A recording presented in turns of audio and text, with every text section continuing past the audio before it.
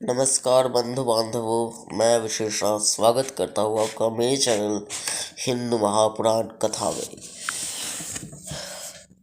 तो मैंने जैसे अपने कल रात मैंने जो वीडियो अपलोड किया था, एक शॉर्ट अपलोड किया था, उसमें मैंने कहा था कि मुझे बुखार था, इसलिए मैं इस वीक के शुक्रवार और शनिवार के एपिसोड्स अपलोड नहीं कर पाया, तो उसके लिए माफ़ी मांगता हूँ। पर कल रविवार मतलब आज रविवार का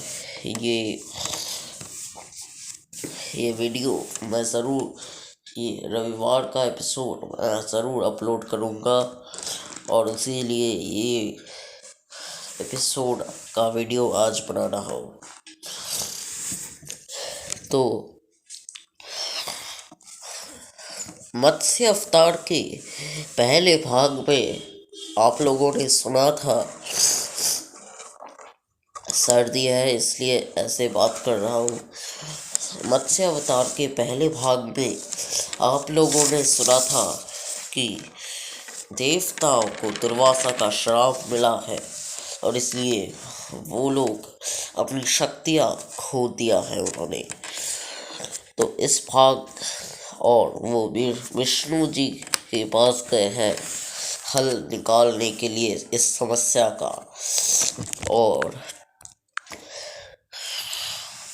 और विष्णु जी ने कहा है कि समुद्र मंथन करना होगा। समुद्र मंथन के कारण अमृत के पान से ही देवताओं को शक्तियाँ वापस मिलेगी। तो अब आगे देवताओं ने समुद्र मंथन की सारी तैयारी कर ली है। उन्होंने मद्राचल पर्वत को क्षीर सागर में स्थापित किया है। फिर वासुकी नाग को रस्सी के हिसाब से इस्तेमाल करेंगे। अब देवतागण वासुकी नाग को मंदराचल पर्वत के चारों ओर लपेट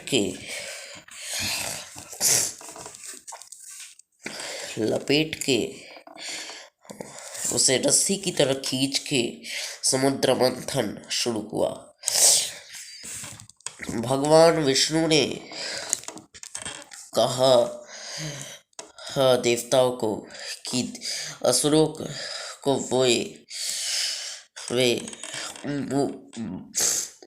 को वे मुंह का भाग दे दे वासुकी नाग के, क्योंकि अगर वासुकी नाग ने विष उगला तो उस विष से ज़्यादातर असुरों की ही मृत्यु होगी और देवताओं की रक्षा हो जाएगी। अगर वासुकी नाग के पूंछ की ओर का भाग अगर देवताओं ने लिया तो, और वैसा ही हुआ। देवताओं ने असुरों से कहा कि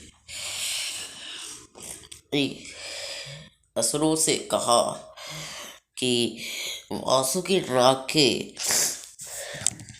नाग के मुंह का हिस्सा देवता लेंगे, क्योंकि मुंह का हिस्सा देवताओं को ही मिलना चाहिए, क्योंकि देवताओं का सम्मान होगा इससे। ये सुनकर असुरों ने मुंह का हिस्सा छीन लिया देवताओं से, और असुर बहुत अच्छे से ही बुद्धू बने और देवताओं को मिला पूंछ का हिस्सा और आरंभ किया गया समुद्र मंथन, जैसा आप स्क्रीन पे देख ही सकते हैं इस चित्र में।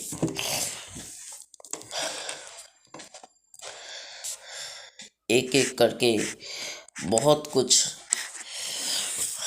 घटना घटित हुआ था समुद्र मंथन में। तो आइए जानते हैं क्या घटना थी वो। हाँ, असल में पहले ही समुद्र मंथन से हलाहल नाम का एक भयंकर विष निकला, जो विष देवता असुर दोनों का ही नाश करने में समर्थ था। और उस विष के कारण पूरे संसार का नाश हो रहा था। और तब सृष्टि की रक्षा हेतु भगवान शिव ने हलाहल विष का पान कर लिया, परंतु हलाहल विष ने भगवान शिव को तक नहीं छोड़ा। भगवान शिव की भी मृत्यु निश्चित हो गई हलाहल विष के कारण। हलाहल ऐसा एक विष था जिस विष ने भगवान शिव को मृत्यु की ओर ले गया। तब अपने स्वामी की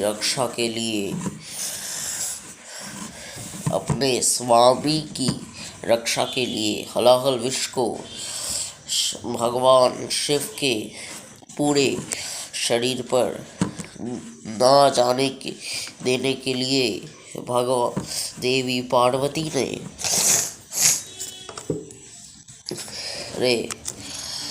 एक विपत्तारिणी रूप धारण किया,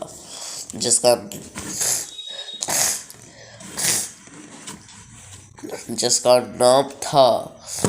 नाम था तारा। देवी का ये नाम इसलिए था क्योंकि वे सबकी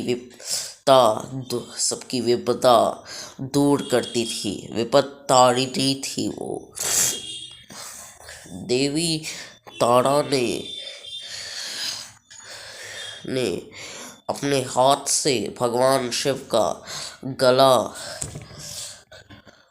ऐसे चाप के रखा और उसके कारण हलाहल विष भगवान शिव के कंठ में ही स्थापित हो गया। और इसके वजह से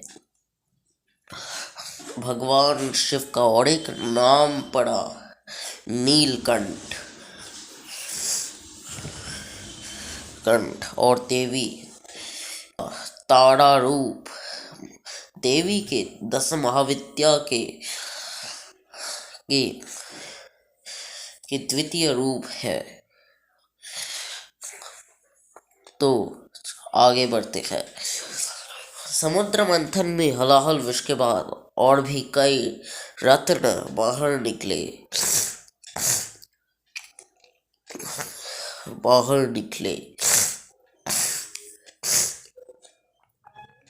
जिनका नाम था कामधेनु खाय, इंद्रदेव का ऐरावत, देवी लक्ष्मी, उच्चश्रवा घोड़ा, सुरा का कलश, अवसराय है, भगवान विष्णु का शंख जो उन्हें ही वापस मिल गया। उसके बाद चंद्र, जिन्हें भगवान शिव के माथे पे स्थान मिला, और इसी वजह से भगवान शिव का और एक नाम है चंद्रधर। और अभी भी भगवान चंद्रदेव पूरे सृष्टि को रात के अंधेरे से मुक्त कर रहे हैं। असुरों को मिला था सूरा का पात्र, फिर उच्चश्रवा घोड़ा और अप्सराएं, और इंद्रदेव को मिला, और देवों को मिला बाकी सारी चीजें। और अंत में भगवान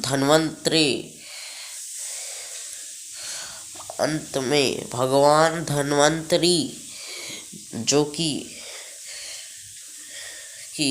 औषधि के देवता है, उनके वो प्रकट हुए समुद्र मंथन में मंदराचल पर्वत से, और उनके हाथ में था अमृत का कलश।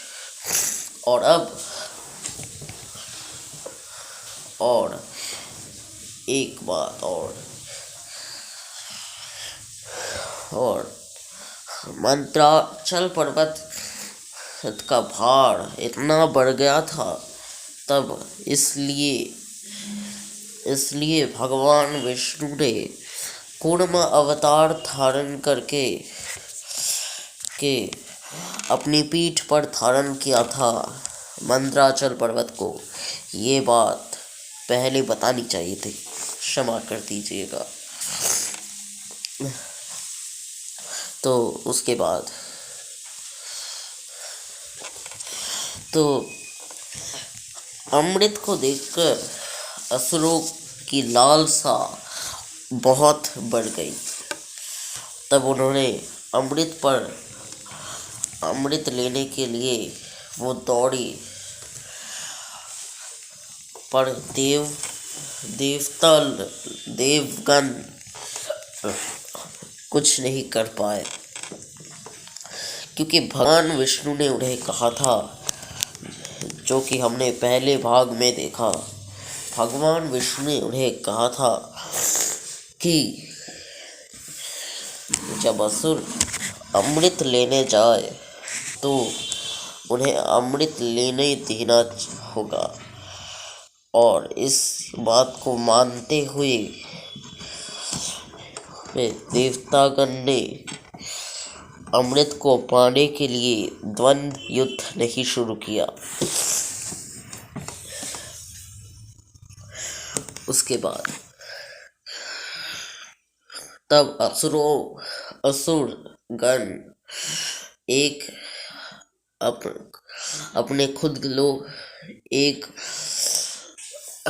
अपने असुर भाइयों के साथ शुरू किया उन्होंने द्वंद्व, क्योंकि उन सबको लालसा थी कि अमृत उन्हें ही मिलना चाहिए।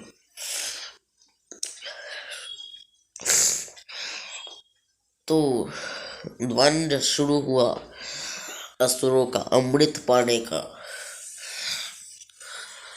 तब वहां पर आगमन हुआ एक सुंदरी स्त्री का।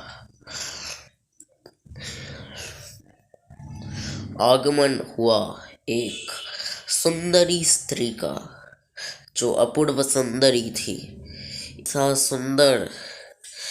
ऐसी सुंदर स्त्री और कहीं नहीं थी इस संसार में। असुर गण उस स्त्री को देख के मोहित हो गए।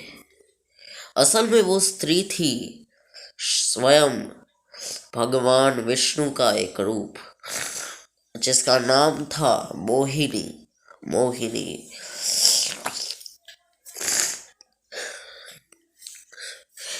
मोहिनी ने असुरों को अपनी सुंदरता से मुग्ध कर दिया। और तब मोहिनी ने देव और असुरों को कहा कि हे देवगण, हे असुरगण, मैं यहाँ पे आप दोनों के बीच सब लोगों को अमृत बांटने आई हूँ। अगर मैं आपको अमृत बारी बारी करके बांट दूँ तो ये द्वंद्व भी नहीं होगा और किसी की मृत्यु भी नहीं होगी। तब मोहिनी ने एक और कलश लिया जिसमें सूरा भरा हुआ था, और सूरा के कलश को उसने असुरों के मध्य बांटा। और असुरों को पता भी नहीं चला कि वो उन्होंने अमृत का पान किया है या फिर कुछ और का। और उसके बाद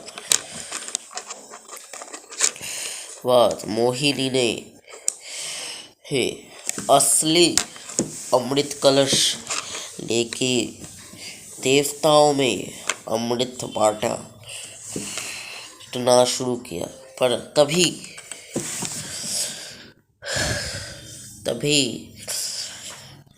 असुरों में एक असुर था, स्वर्ण भानु।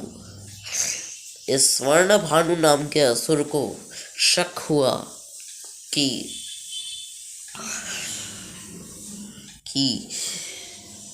कोई छल तो नहीं है क्योंकि ऐसे ही एक अनजान स्त्री आके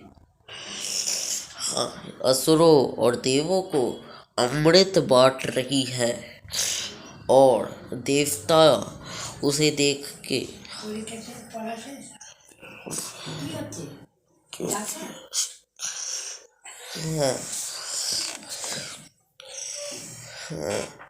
और देवता भी मोहिनी को देख के हंस रहे थे उस समय।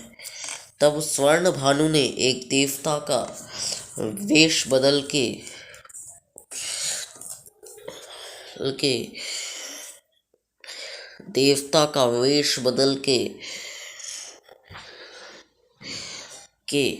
देवताओं में वो भी घुस गया। और तब मोहिनी ने स्वर्ण भानु को ना पहचान के स्वर्ण भानु को भी अमृत पीने को दे दिया। और तब सूर्य देव और चंद्र देव को ये पता चला, तो उन्होंने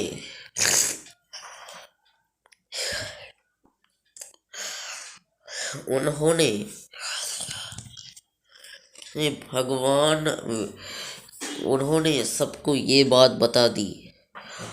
और तब स्वर्ण भानु अपने असली रूप में आया। उसने असुरों से कहा कि असुरों, ये मोहिनी ने हमारे साथ धोखा किया है।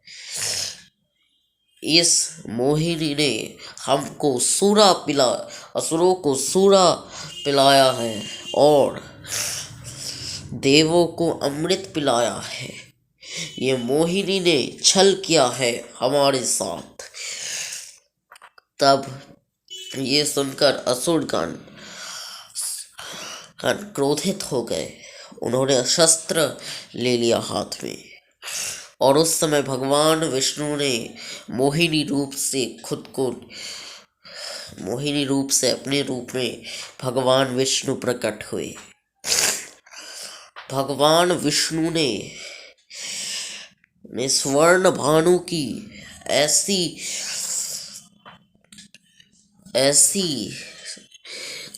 स्वर्ण भानु के ऐसे साहस को देख के बहुत क्रोधित हुए और अपने चक्र के द्वारा स्वर्ण भानु का सर धड़ से अलग कर दिया। परंतु स्वर्ण भानु ने अमृत पी लिया था और इसलिए उसकी मृत्यु नहीं हुई, पर उसके सर से उसका धड़ अलग हो गया। और तभी से उसके सर का नाम पड़ा राहु और उसके धड़ का नाम पड़ा केतु। और तभी से वे लोग राहु केतु के नाम से परिचित है।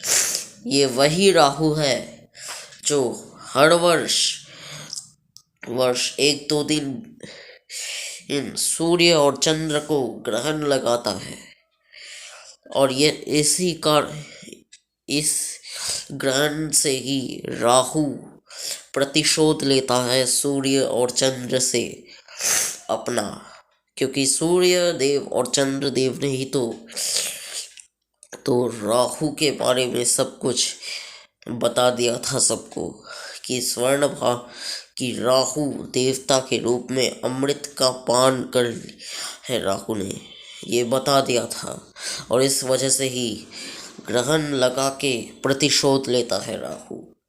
सूर्य और चंद्र से प्रतिवर्ष। और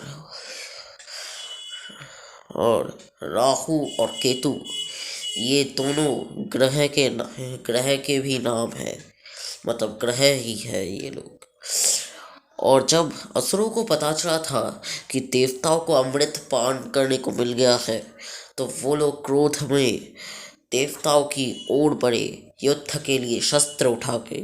और देवताओं को भी अपनी शक्ति समृद्धि वापस मिल गई थी। और देवता और असुरों में आरंभ हुआ महायुद्ध। युद्ध में देवताओं के हाथों सारे असुरों का अंत हुआ और देवताओं की जय हुई। जय कुर्म अवतार की जय, जय मोहिनी अवतार की जय। तो ये था कुर्म अवतार भाग 2। और साथ ही में ये था दशावतार के एपिसोड 4। तो अगर अच्छा लगा तो ज़रूर लाइक कमेंट शेयर करना। मेरे चैनल हिंदू महापुराण कथा को सब्सक्राइब करना। सब्सक्राइब बटन के पास बेल आइकन को भी दबा देना। तो बाय बाय, मतलब नमस्कार।